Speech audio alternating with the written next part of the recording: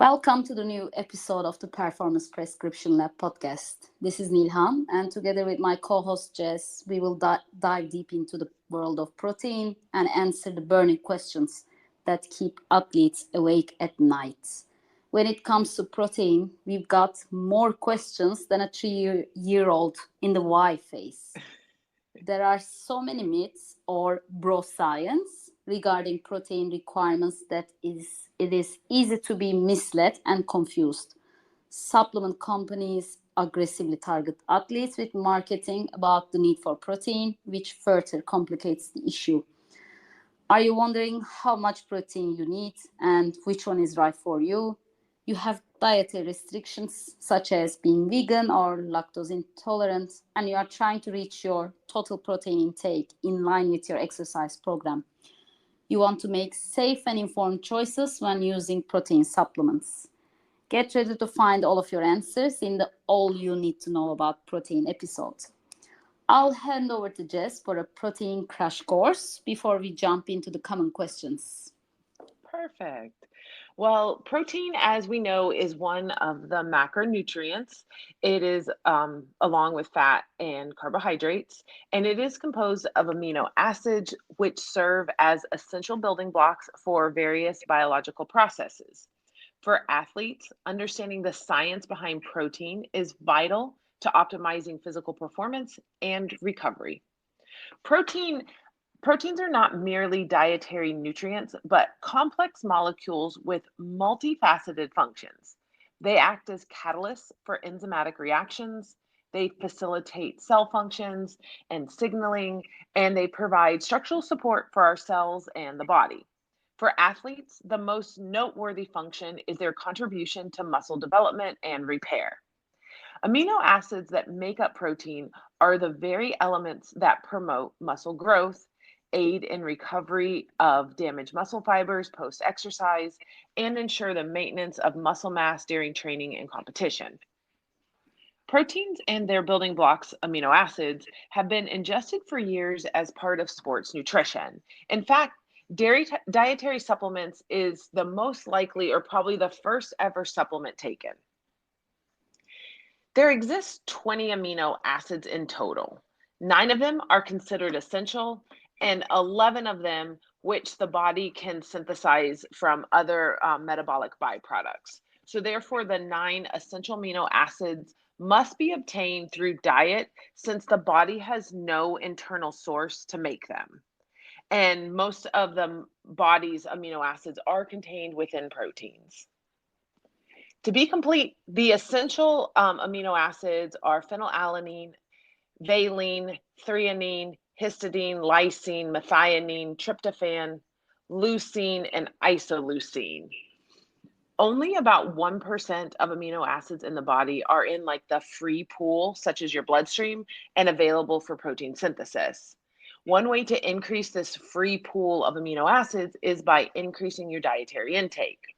So let's start with some of the common questions we get from athletes. Nilham, so the first question I think we get is how much protein do athletes really need in their diet? And does it vary by sport and individual factors? The recommended dietary allowance for protein for general population is zero point 0.8 grams of protein per day per kilogram of body weight. So for a person that is 80 kilograms or 180 pounds, it's around 65 grams of protein per day. But active people, exercising people, stress their muscles, their joints and bones more, and this accelerates protein breakdown. So in turn, athletes require greater amounts of protein to build back what has been broken down. How much more depends on the sport, the athletic goals, and individual factors. For example, vegetarian or vegan athletes, athletes in weight class competition sports, athletes with sudden increases in training intensity, and athletes in weight loss programs, also female athletes, particularly those who are not taking enough energy through the caloric intake. They put themselves under risk if they do not have a sufficient dietary protein intake. If we take endurance and triathletes, it's usually recommended for them to take about 1.2 to 1.4 grams of protein per kilogram to meet their increased needs to maintain and building the lean body mass. The benefit of higher dietary amino acid intake in endurance athletes has been debated beyond simply balancing the amount of nitrogen in body for protein composition. There is one theory regarding the benefit of amino acid supplementation, and this is called central fatigue theory. This suggests that prolonged exercise, such as endurance exercises, lowers amino acid levels, and this increases free fatty acid levels in the blood. And this causes a secondary increase in tryptophan levels in turn, which can cause a depressive effect on the central nervous system. And this leads decrease in athletic performance. Despite various studies regarding the central fatigue theory, there has been no conclusive evidence to support the theory already, but we just wanted to mention that because it's also a common fact for endurance athletes. There is also another theory regarding the benefit of increasing dietary protein intake, again in endurance athletes. It's the role of exercise recovery. Again, there is no definitive proof that exists which demonstrates a benefit in athletic performance, but there is some evidence that creatine kinase and lactic acid levels decreasing with amino acid supplementation, both of which have been correlated with delayed onset muscle soreness, DOMS. That's how we call it here in Turkey. Probably Yeah. pronounced differently. Nope, you are correct. It's DOMS as well. Okay, Yep, it's great. DOMS as well in the US. There is also a suggested decrease in the rate of infections through a similar mechanism. So, although these are not completely proven yet through the evidence, it's still being discussed and interesting facts for endurance athletes regarding the use of protein. And there are also string athletes, Jess. You're a weightlifter. Your experience and expertise can help our listeners. What about the protein requirements for strength athletes? Yeah, so some studies suggest that dietary protein intake in weight training athletes should be even higher than your endurance athletes. So that most people suggest 1.4 to 1.8 grams of protein per kilogram of body weight per day. And this is basically kind of double the recommended standard for non-athletes. While short-term data is available, it does not clearly confer that an increase in dietary protein intake improves strength, but there has been some suggestions. It is possible that longer-term duration studies of strength athletes may prove an increased measure of strength with increased dietary protein and amino acid supplementation. So I think basically what we can say is that all athletes need more than the recommended amount. Some of it will vary based on your goals, but we definitely need everyone to be kind of conscious about increasing their protein intake if they are an athlete.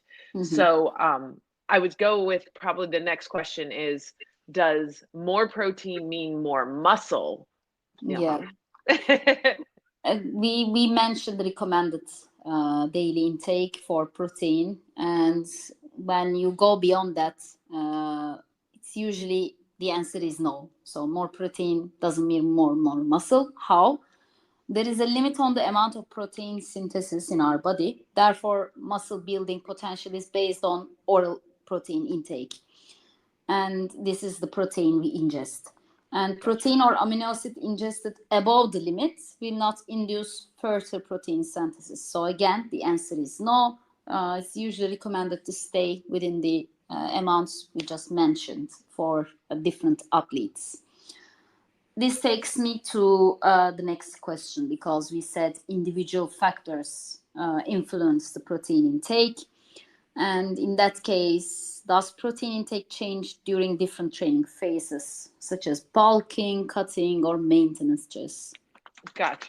Yeah, no, I think that's a great question. And because, all athletes have different goals, different types of seasons. So across the board, we can't say everybody at this time. So resistance, I would start with like resistance exercise is usually followed by a 48-hour period where muscle protein synthesis is elevated.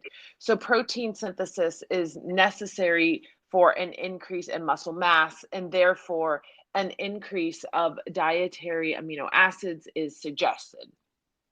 Furthermore, there may be an increased protein requirement during early muscle building periods when an athlete is training to build more muscle mass. However, most athletes reach a phase in their training where they're no longer increasing muscle mass. Instead, they are maintaining a high but stable level of muscle mass. During this stable muscle mass period, protein requirements may be elevated somewhat above the normal requirements due to a small increase in basically the resting muscle protein turnover. Research has suggested that this level of increase is about zero point 0.9 grams of protein per kilogram per body weight per day. So that's only about 12% above the recommendation for sedentary athletes. So I think we can kind of stay with, the recommended ones that we noted earlier as a good goal for most Mm-hmm. athletes, depending on your phases. Mm-hmm. So, as we're kind of getting into this more details, can you explain the concept of like protein timing? Should athletes consume protein at a certain time for optimal muscle recovery and growth? This is probably one of the main questions I usually been asked. And I know, for example, some athletes, especially those who hit the gym, really like to get a protein shake just before they finish their exercise. Like they're sweaty, but they want to go for their shake. The answer that we are going to give maybe is going to make some of them uncomfortable, but let's mention what science says, and then we're going to adopt this to individual athletes approach. Yeah. So protein timing plays a role in muscle recovery and growth, but the most important fact here is if you are taking the total amount of protein that you should take. If you're not hitting your target of your protein intake, then whenever you take the protein supplement, your shake is not going to make a difference.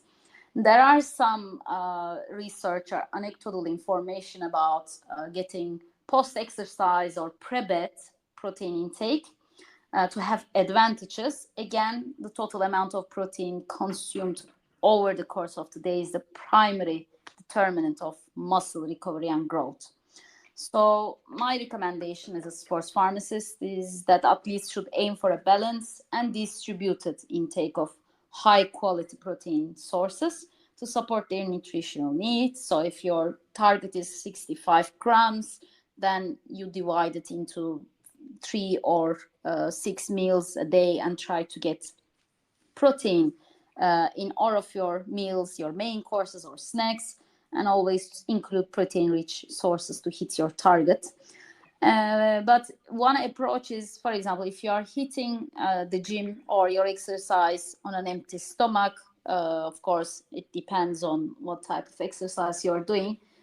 Getting the protein shake right after your exercise may be good because you're hungry and it's on an empty stomach. But other than that, again, it doesn't make a major change. Still getting your total protein intake in the triangle of protein intake importance is the most important, and it's on the top.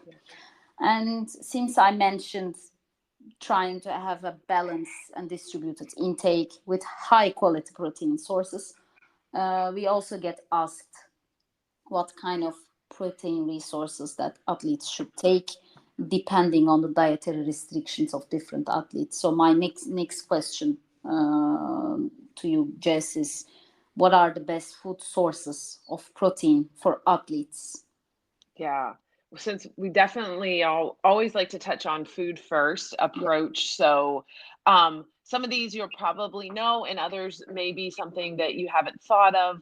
But obviously, for athletes who consume animal products, lean sources like skinless poultry, turkey, lean cuts of beef, and fish are all excellent protein sources. Then you also have your dairy products. So you have either low fat or fat-free dairy products such as Greek yogurt, cottage cheese, milk. They offer a great source of protein. For athletes who are lactose intolerant or have dairy restrictions, you can consider alternatives like almond milk, soy yogurt, or fortified plant-based milk products.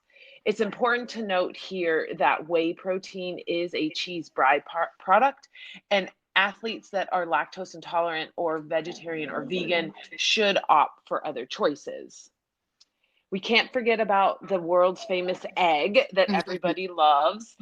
Sometimes I feel like I'm sick of eggs because it's like, oh my gosh, eggs always. But eggs are an excellent source of protein. You can include them in various forms, such as boiled, scrambled, or in omelets.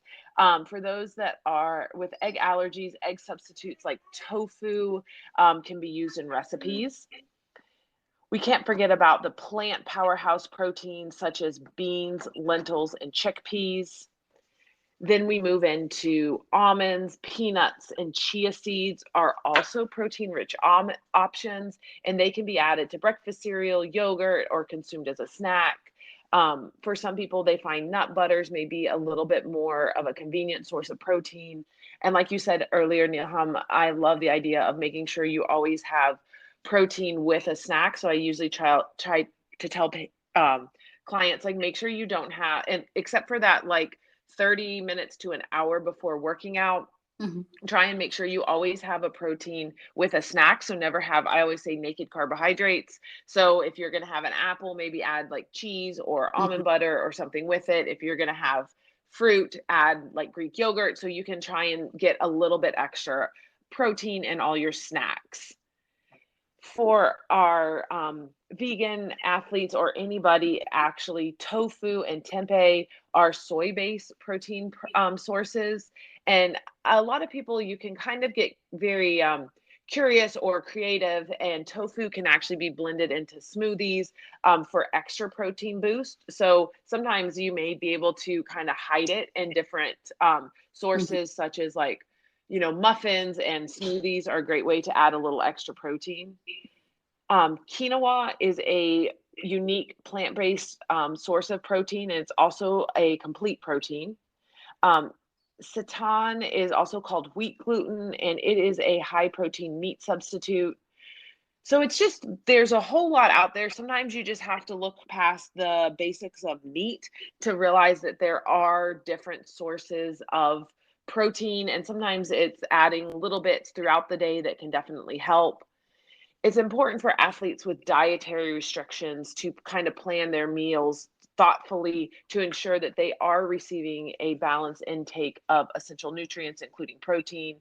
So sometimes if you decide to go vegetarian or vegan, it may be worth in the beginning kind of working with a healthcare professional or registered sports dietitian can be helpful in helping you kind of make sure that you are getting enough protein to support your goals in athletic training.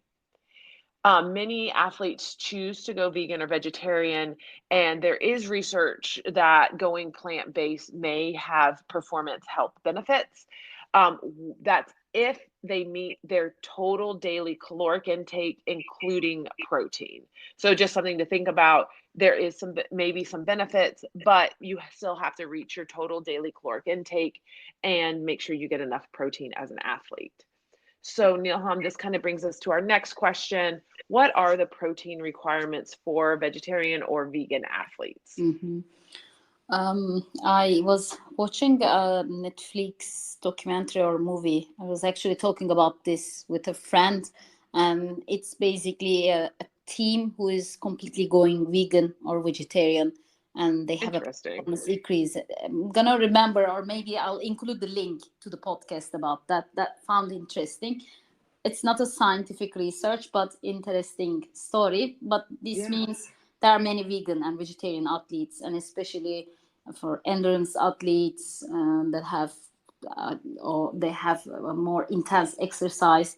What are the requirements for them? This is a question I usually get. And looking at vegan or vegetarian athletes, they are at a higher risk of protein deficiency than other athletes. We include this group as a specific risk group in the beginning of the podcast. A vegetarian diet has the ability to supply all essential and non-essential amino acid requirements for protein synthesis. However, athletes should be carefully paying attention to variety of dietary amino acid sources consumed, as well as amount of protein and energy contained in their diet. So targeting the daily caloric intake and getting different protein sources. For vegan athletes, they have a further risk because their diet lack animal protein sources altogether. And there is also some concern that protein from plant-based sources is used less effectively by the body than protein from animal sources. I can give iron as an example because the plant-based iron has low absorption Hmm. compared to animal-based sources. So this is another fact for athletes, vegan athletes, that have to be careful. Although both vegetarian and vegan diets can provide sufficient protein, if this is not the case, additional dietary or supplemental protein could be considered. And vegan or vegetarian athletes can consider using plant based protein powders in that case, such as pea protein, rice protein, hemp protein, to supplement their protein intake. Based on the research, I have a platinum advice for vegan and vegetarian athletes. Try to choose a blend of different protein resources that can create a more enhanced amino acid profile, because pea protein, rice protein, hemp protein, one is missing the other amino acids. So if you make a combination, for example, mixing pea protein with rice protein, so you cover the full range of amino acids. And then make sure you eat a variety of other high quality plant proteins like quinoa or tofu during the day. Also, soy and hemp protein is commonly used. They contain a full arsenal of essential amino acids, and soy protein isolate offers more protein and leucine than just soy protein, so that can be also chosen as part of a nutritional technology.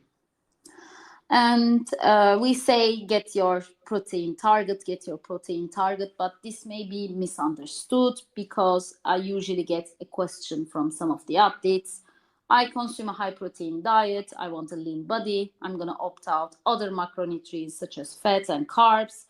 But does it have any risk on my performance? Can I still have a muscle growth? What's the answer on that, Jess? Yeah, so I think that's a great question. I mean, as we've talked about before, your body needs all three.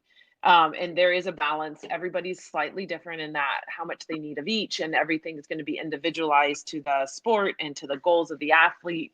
But we can say that you do need all three, and too much protein and not enough fats can cause problems. Too much protein, not enough carbs, too many carbs and not enough protein. So you can see there is this nice, like you said, kind of triangle that everything kind of balances each other out. There is a strong relationship between an athlete's protein requirement and their dietary caloric intake. In fact, energy intake may have a significant effect on protein requirements, as does the amount of dietary protein itself. So a positive nitrogen balance to increase protein synthesis for muscle building cannot occur if there is an energy deficit, meaning you don't have enough caloric intake, no matter how much protein is in an athlete's diet. Athletes can gain strength and maintain muscle mass even when dietary protein intake is low if your energy intake is sufficient. So with I'm going to go with strength training athletes, a positive energy balance is more important than increased protein for stimulating gains in body mass. So basically, this is saying you need to make sure you have enough calories in your body and your total daily intake, and that's more important than just making sure that you hit your protein goal and having more protein. So Mhm. total calories is more important, first and foremost. So we're kind of building like a triangular, like a pyramid, and finding that calories is most important and kind of holding the bottom of the pyramid, and then the nuances as we go up are where we're kind of going into throughout this talk. Therefore, athletes who restrict energy intake must be especially conscious about their dietary protein intake. So, this often includes athletes in weight class sports like wrestling, weightlifting, boxing, as well as those in sports at risk for eating disorders, even like gymnastics, long distance running, and figure skating. So, again, if you're decreasing your caloric intake, that is when it's definitely even more important to make sure you're reaching your total protein intake goals for the day. There are potential performance drawbacks to energy restriction for athletes in high protein diets. A recent research study demonstrated that the performance of well trained cyclists was impaired on a high protein, low carbohydrate diet. Um, Compromised carbohydrate intake with higher protein intake may cause glycogen levels to be reduced. Subsequently, athletes who training involves high intensity or prolonged workouts may also suffer. And so I hope that makes sense. Neilham, I think the next question that is probably most popular among athletes and basically society in general is protein supplements necessary? Yeah, that's the mega question we usually get, Yes. and every year there is a huge debate about that. The short answer is yes, but based on a few factors, which we will answer all of them in this podcast. It's possible. We mentioned the food sources. It's possible to get all the extra protein you need to support your training goals from foods, and but still some of the athletes still choose protein powders as supplements because they are ultra convenient sources, and Yeah. also it's kind of an insurance policy towards getting enough of the protein as a macronutrient. And it's easy, just you have some powder and you had some water or milk, and make it a post-workout protein shake, or you just stir a scoop of protein powder in your oatmeal to increase the protein amount of your breakfast. It's just a good technology, I must say. It's a good food technology, convenient food technology for athletes and for other people as well who need more protein in their dietary intake. Vegetarian or vegan athletes, we mentioned several times, they feel like their diets are lacking in the macronutrient otherwise. This is why protein powder remains one of the top selling supplements among the fitness crowd, undeniably. Protein powders are essentially made by isolating the protein from foods such as milk, hemp seeds, or yellow split peas. And then this is dehydrated into a protein powder. So, this is basically the food technology. And the good news is that a new generation of protein powders on the market. They improved what is available. That's why consumers are finding more options that are less heavily sweetened or have a bad taste. So the technology is getting better and better. Again, the answer is protein supplements are necessary, but the quality and absorption of these protein sources are really important for athletes, so they get the anticipated benefits from the protein intake, protein supplement intake. High quality proteins provide a complete profile of essential amino acids, which we mentioned earlier in this podcast. So that's how they support muscle recovery and growth. And digestibility is important for these protein supplements also, because when they are absorbed, again, this is how they work. Research has demonstrated that whole food protein sources are also absorbed slower than a liquid protein shake containing whey protein. So that's also another technological advantage for supplements. So to get your to reach your target, you may need protein supplements. Otherwise, you may have to consume a lot of chicken breast, a lot of eggs. So again, this is basically hack, nutrition hack. But I mentioned high quality protein. And this takes me to the next question, because there are many protein supplements on the shelves. There is BCAAs, there is whey protein, there is casein, plant based protein. So, what's the difference of all of these? Which is the best for athletes? How can they understand the labels better. Let's help them, Jess. There's so many out there. I was like, just one thing I always have wanted, like, the one thing I wish that they would do for most protein powder companies is let you try a sample before you buy the whole big bottle. Yeah, that's true. Because I'm like, I just want to know if I like it. If it like I'm a texture kid, so Me that too. like you were talking about less gritty, and some of them I'm like, oh gosh. So yeah, there's so many out there, and like it's so hard to choose. Like, why do you choose this one over the other one?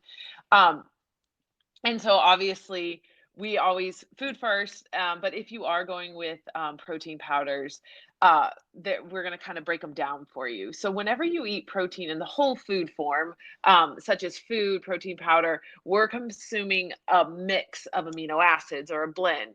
Within the essential amino acids, there is a subgroup called branch chain amino acids, which are aggressively marketed by nutritional companies. So you've probably seen BCAAs, which most people shorten it to because otherwise it's a mouthful. And so BCAAs are the three essential amino acids: leucine, isoleucine, and valine. And they do have very important roles. Ideally, about 35% of our protein should be in the form of BCAAs.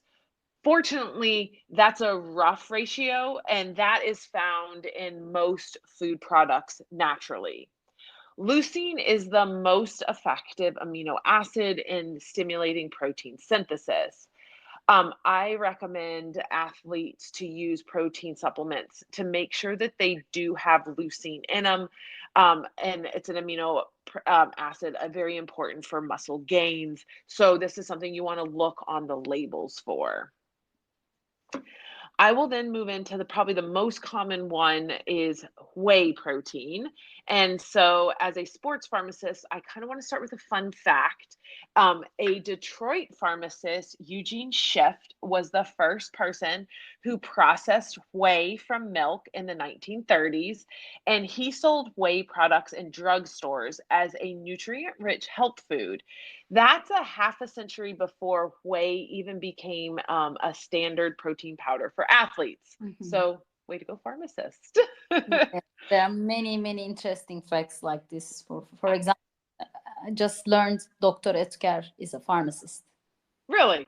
Yeah, no branding, no ad here, but I just discovered Dr. Etker was a pharmacist as well. That's pretty cool. We're gonna share more of this information in our next episodes. Yeah, for sure.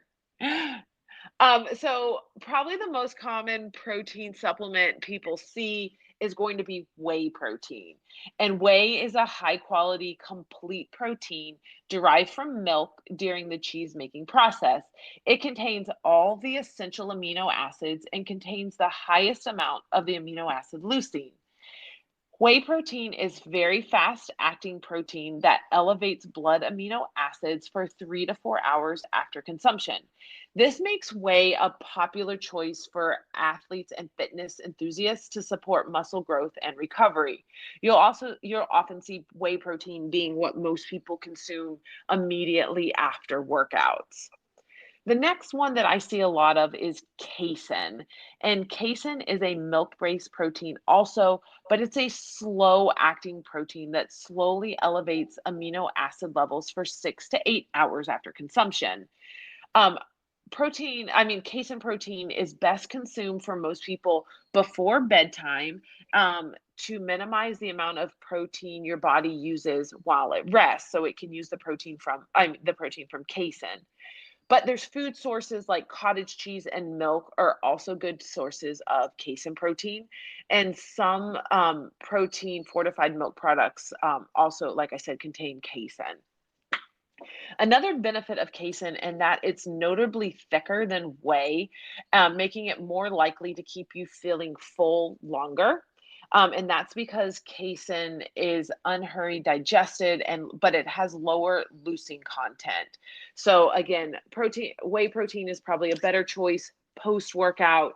Casein is going to be a longer lasting, usually before bedtime, to help you kind of stay full overnight.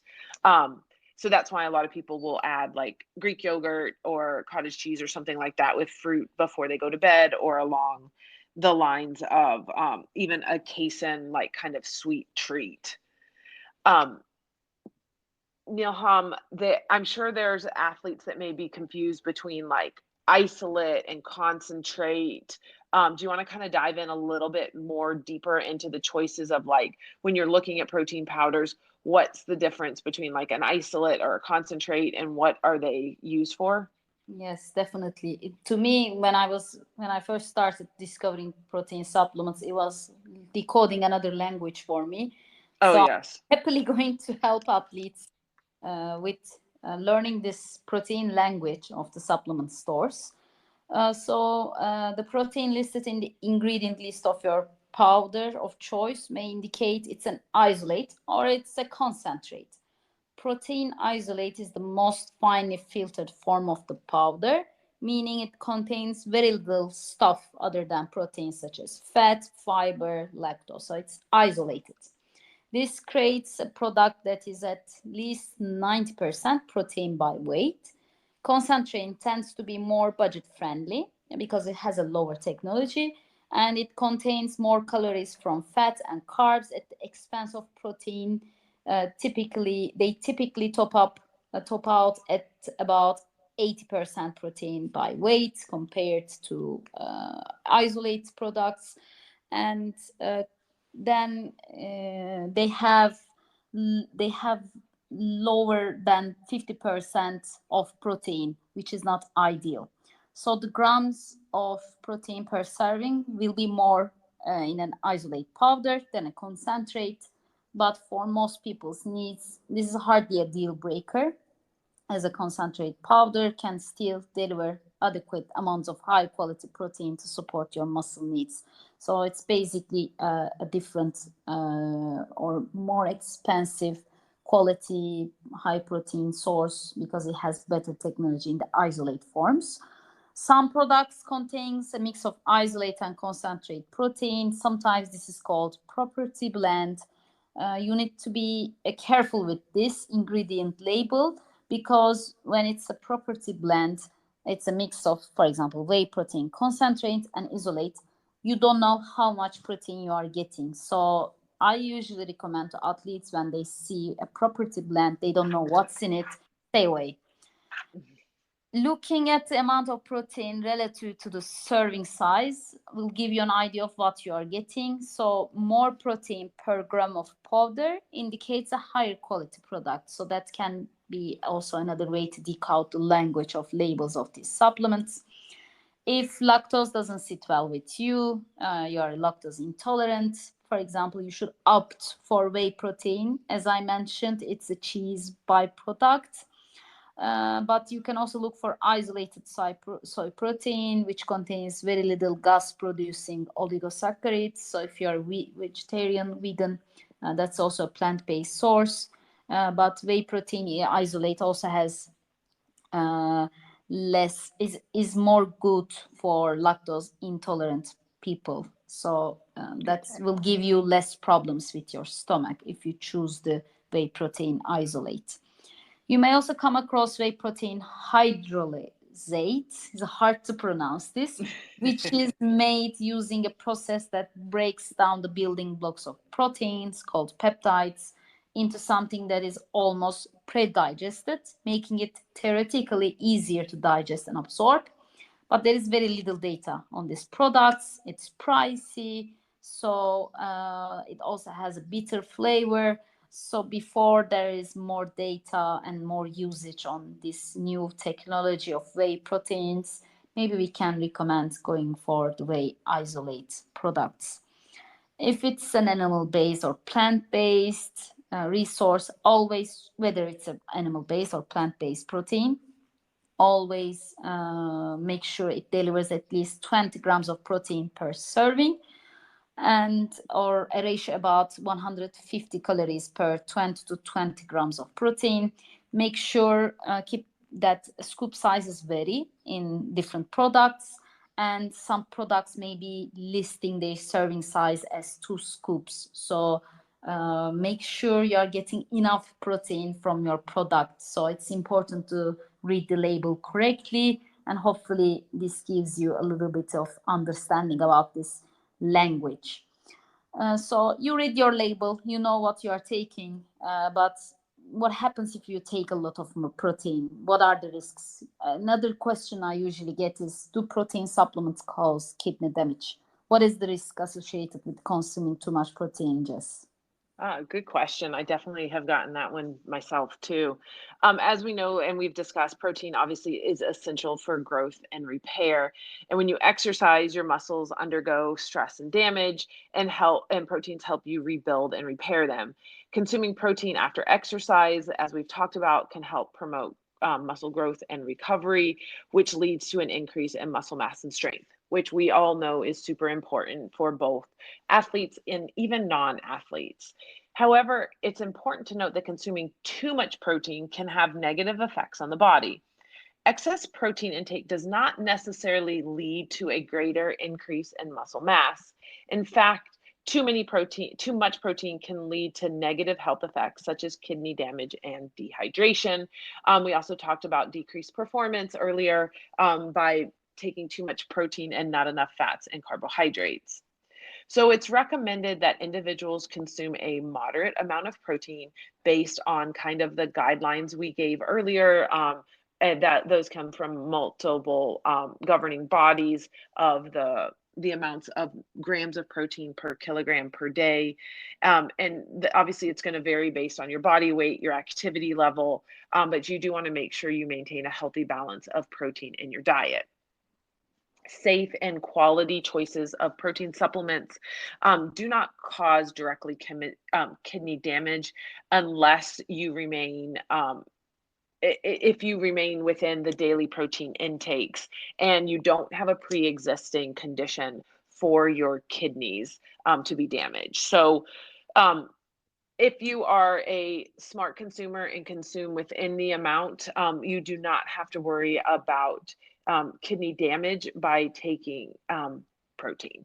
So, speaking of safe and quality choices, let's finish up this episode with helping athletes make the right choice when using supplements.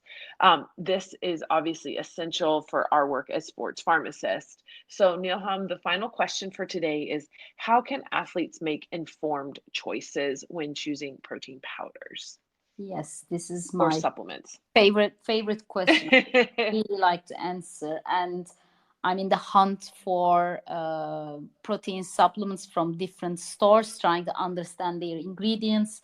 So this is basically kind of a specialty or personal interest that I'm looking into right now, because we have seen some examples, and that may be risky for athletes. For example, some manufacturers of whey protein powder sneak in some non-protein and nitrogen containing substances into their blend that will be counted towards the total amount of protein. This can include creatine, a chip-free form amino acids such as glutamine, or some mystery amount amino acid matrix, all of which can be used to make up for a lack of protein quality in the first place. So if you have secret ingredients that you don't know, that is not on the label, you're not going to get your total protein intake. And this is connected to everything that you need for your athletic performance. Brands that list the full amino acid profile on their label, that are they are likely to be transparent with what they are making their product with, those are the ones that should be trusted. A good target for whey powders is a ratio of 2 parts leucine in 1 part isoleucine and valine, the two other branch chain amino acids that Jess has mentioned. This plays an important role in muscle protein synthesis. Another way to understand the labels. Athletes also commonly ask to me to Jess about best brand of protein powder to maximize muscle growth and recovery. We both work with young athletes, professional athletes, recreational athletes. We always try to focus on offering supplements, protein supplements that are third party tested. Why? This ensures the supplement does not contain any banned ingredients that may trigger a positive drug test. Yes, even protein powders can contain banned ingredients. If you are even a recreational athlete that you are not being tested, you wouldn't want to have a steroid, anabolic steroids in your protein powder. This is risky for, it's a public health issue, and it's risky for all the athletes. A study conducted by Informed Choice is a third-party testing lab found that 25% of 58 protein powders tested positive for steroids. Another 11% of products tested positive for stimulants that were listed on the label. So you don't know what you're getting. And again, is a huge risk for athletes at all levels, especially young athletes. And according to a recent investigation by the Clean Label Project, an unsettling number of protein powders contain detectable amounts of contaminants such as pesticides, BPA, lead, and arsenic. And if you are vegan, going for an organic plant-based protein resource, it doesn't mean that you are safe as well, because plant-based powders had higher heavy metal levels than animal-based ones. And again, being certified organic generally didn't mean lower amounts. So to ensure what you can do, so these are the risks. We want you to be educated with these risks, so you manage your risks and ensure your product has been third party tested by trusted organizations.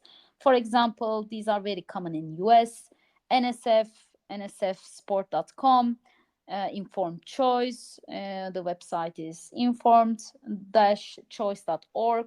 Again, Banned Substance Control Group, bscg.org. These are some resources that you can look for safe, quality, tested, and clean supplements. Yeah. I was Jess, like, I mentioned young athletes. You work with young athletes more in US. Do you want to share the risks or the risks that you observed yeah. for young athletes regarding using protein supplements? Yeah, I think you spoke to it pretty well in the study showing that a lot of the products on, not a lot, a good number of products on the market when they're testing them do contain banned substances. So there are potential risk for young athletes using protein supplements. And as you kind of gave those couple examples, and there's many more studies out there, that some supplements may contain additives or ingredients that are not suitable or are risky for young adults.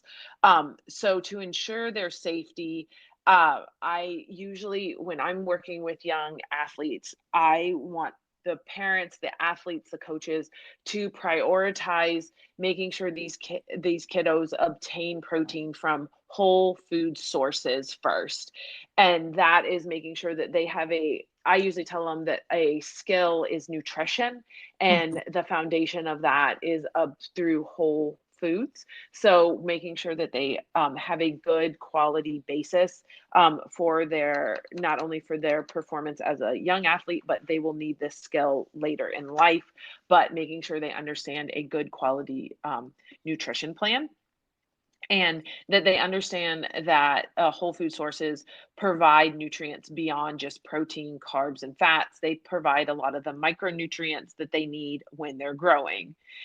If for some athletes they do find that protein supplementation is necessary, it should be done under the guidance of either a healthcare professional or a registered like dietitian or sports dietitian, to ensure the proper dosage and making sure, like you said, product supplementation or supplement selection, so that we're making sure that we have a really clean product, really safe product for these kiddos. And furthermore, I think it's essential to educate young athletes, like I said, on the importance of a balanced diet, and making sure they do get enough calories, especially the young female athletes that I do a lot of work with, are always concerned about not eating enough. And sometimes making sure that they realize they do need to eat more than maybe their non-athletic friends, and that can help them a lot with performance, and being a stronger athlete and student. but also talking to these young athletes about the potential risk of unregulated supplements, whether that be protein powders, creatine. I have a lot of high school football players using creatine that they bought, I don't know where, and has I don't know what in it. Mhm. So making sure we have that discussion about smart choices in supplementation. And then lastly, promoting a very cautious but evidence-based approach to both nutrition and supplementation on what they're doing. And again, making sure they have the foundations first before we're starting to look at all the little nuances. Yeah, this So essential thanks for part that. of Let me our let job. me blow that little plug into our kiddos, because I feel like sometimes we miss the big picture, and there's on supplements, and they're using caffeine and creatine and never and not looking at the foundations of just of basic nutrition and sleep. So Yeah, yeah, we I'll get are off my not soapbox. we are not Jetsons yet. We cannot feed ourselves with just powders and supplements. Food first, and then the supplements and everything else comes next, and particularly for young athletes. Well, in this episode, we try to answer all you need to know about protein, but we know that there may be other questions. So we encourage our listeners to reach out to us from our Instagram account, Perform Prescribe Lab. If you have any more questions, we'll be happy to answer. And as sports pharmacists, it is our mission to provide accurate and evidence based information to optimize your health and performance. When it comes to your health and well being choices, consult with your physician or pharmacist, prioritize your safety, and always make informed decisions. Thank you for joining us today, and we look forward to sharing more valuable scientific and actionable insights in our next episodes.